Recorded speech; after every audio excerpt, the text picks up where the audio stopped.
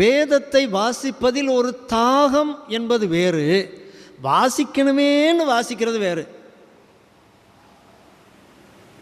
Pastor சொல்லிட்டாரு daily Bible வாசிங்க, அதனால் வேறு வழி இல்லாமல் காலையில் எடுத்து வச்சு பட்ட பட்ட பட்ட பட்ட எடுத்து வச்சு ஒரு 10 வசனத்தை வாசிட்டு ஓடிட்டோம்னா அது வாசிக்கிறதல்ல. அது வாசிக்கிறதல்ல. அதில் உங்களுக்கு ருசி இருந்தானாக்கா, ஐஸ்கிரீம் சாப்பிட்றதுல ருசி இருக்குமா?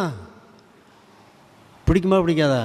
நல்லா பிடிக்கும் தானே. அதுலேயும் பெரியவங்களுக்கே பிடிக்கும்னு சொல்கிறாங்க. அப்போ குழந்தைகளுக்கு பிடிக்காமல் இருக்குமா? ஐஸ்கிரீம்னால் பிடிக்கும். தேன் பிடிக்குமா? தேன் கையில் ஊற்றி நக்கி நக்கி இழுப்போம். இல்லை, தேன் ரொம்ப ருசியாக இருக்கும். வேதம் அதைத்தான் சொல்லுகிறது.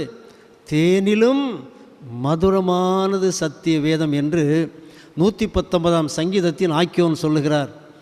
தேனிலும் மதுரமானது. அந்த வார்த்தை அவர் சொல்ல வேண்டுமானால் அவர் அந்த தேனை போல கர்த்தருடைய வசனங்கள்